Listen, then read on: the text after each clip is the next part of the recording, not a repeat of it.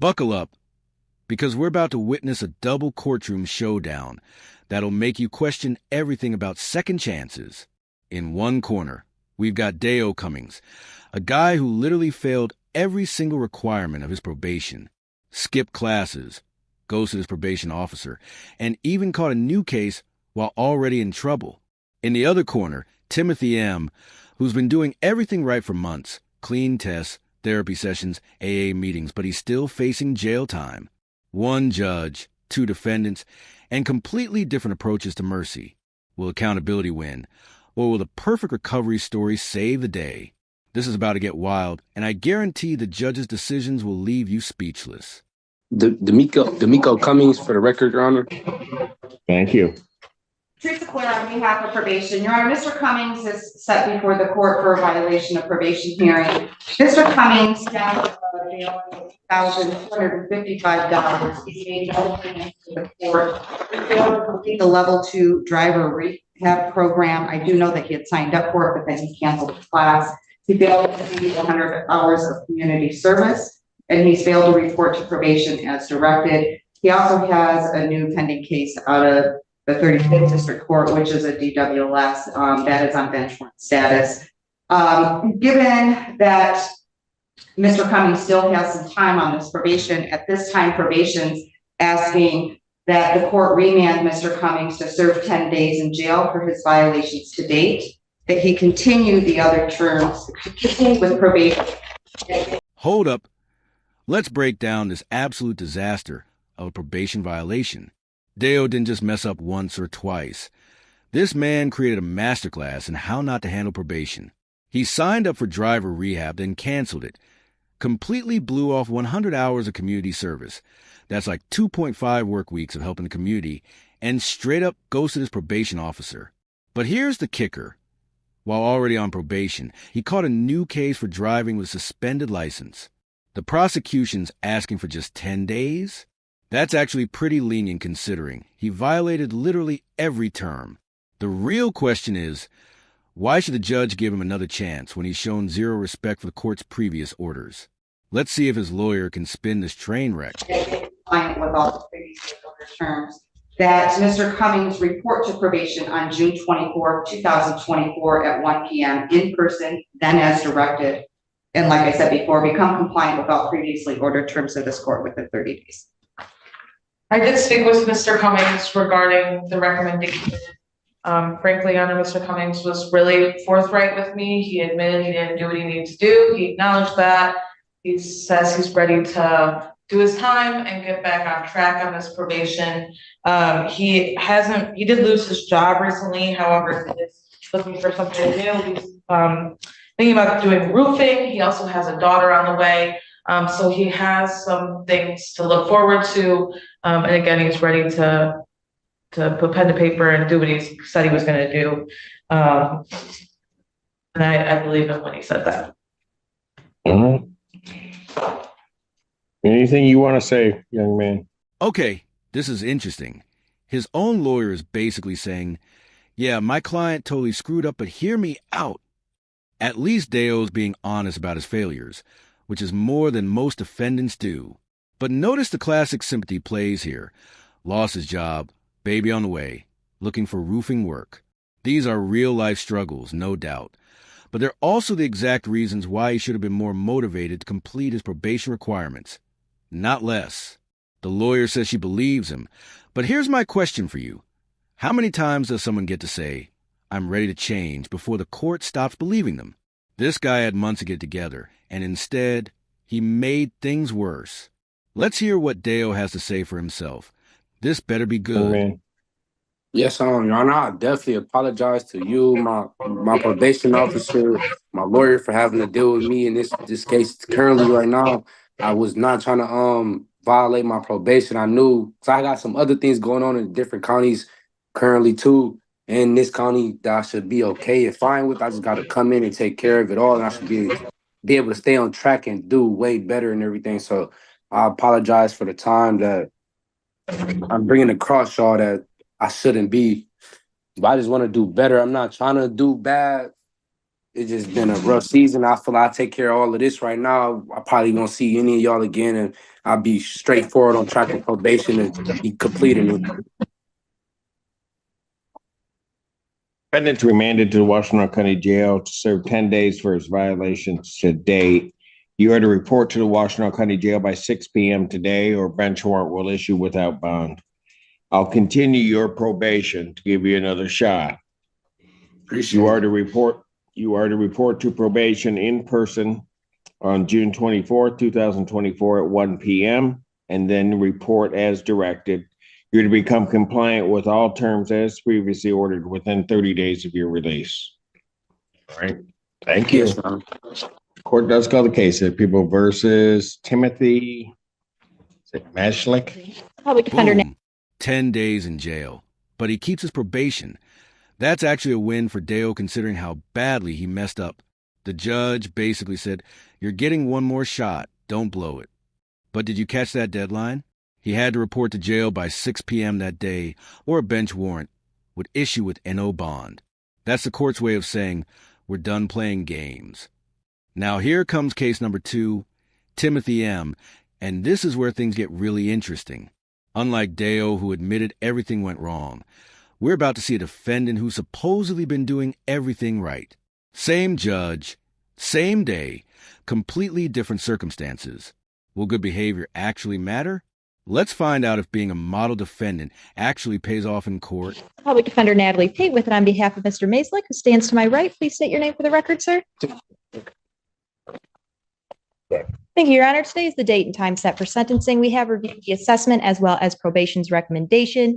We would ask to briefly adopt the recommendation when appropriate, or not to address the recommendation when appropriate, Your Honor. Go ahead.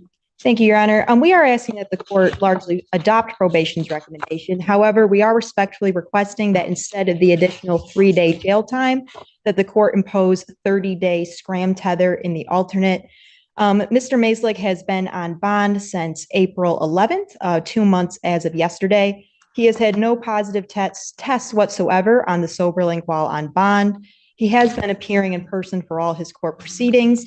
As to his recovery, he has currently been attending AA and has a sponsor through GrowthWorks. He also actually has an addiction therapist who not only he has therapy sessions with, but is also on call with him. So whenever he needs to, he can reach out to that therapist. He is concerned that although 3 days is relatively short, 3 days in jail could potentially negatively affect his recovery. He really has set himself up for success on his recovery and has been successful. And we are asking that the court consider allowing him to remain out of custody, not impose the 3-day jail, and impose a 30-day SCRAM tether in the alternate. Now this is how you make a legal argument. Timothy's lawyer is laying out a masterclass defense. 2 months of perfect sobriety tests, never miss a court date, has an AA sponsor, and a therapist on speed dial. They're asking to swap just 3 days of jail for an ankle monitor, arguing that even 72 hours behind bars could derail his recovery. Here's what's fascinating. Timothy has done literally everything right, while Deo did everything wrong. Yet Timothy's facing potential jail time for what appears to be an alcohol-related offense. The lawyer's making a solid point. Why punish someone who's clearly committed to recovery? But here's the thing about mandatory minimums and sentencing guidelines. Sometimes a judge's hands are tied by statute. Will perfect behavior be enough to avoid those 3 days? The judge is about to drop the hammer. We understand that the court, Mr. Maislick, is very much prepared to be remanded. The statute. We do, Your Honor, but we would ask the court consider imposing the 30-day SCRAM tether instead. But Mr. Maislick does understand that today he may be remanded for the 3 days. Other than that, we ask the court to adopt the recommendation. Sir, anything you want to say before I impose sentence? Nothing, Your Honor.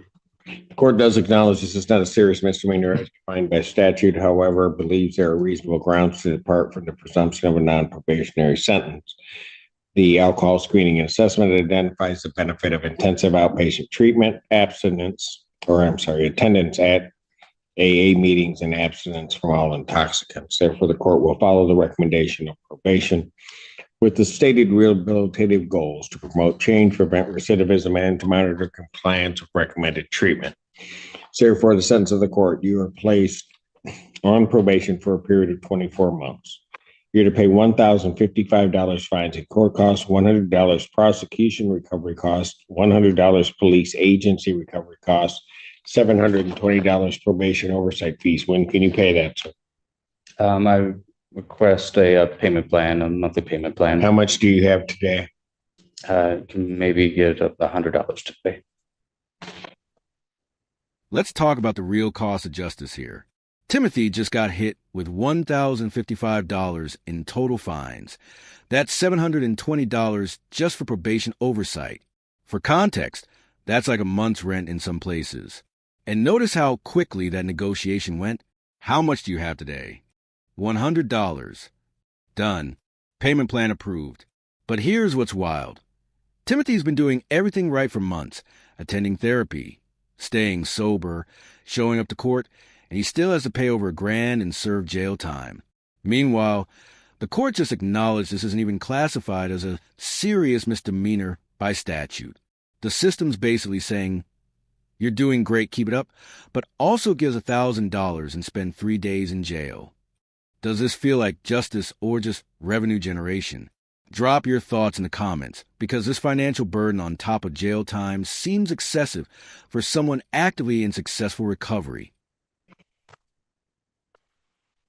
$100 balance is arranged by probation on a payment plan.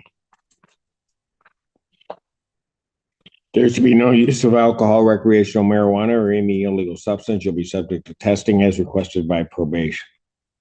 You're to complete an intensive outpatient treatment program, including all aftercare recommendations with status reports to probation. You are to attend 2 AA meetings per week with monthly verification to probation. You're to provide proof of the victim's impact panel attendance to probation. That has been completed. I will continue you on the sober link until proof of an intensive outpatient treatment program, the enrollment in that program is provided to probation.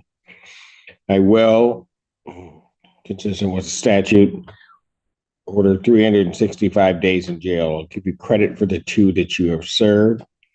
You are remanded to serve an additional 3 days, and then the balance of that is suspended. Defendant is remanded.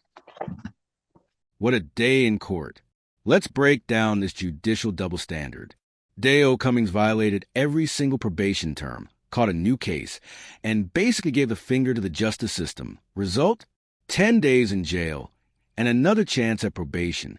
Timothy M. did everything right, stayed sober for months, never missed a meeting, has therapists and sponsors. Result?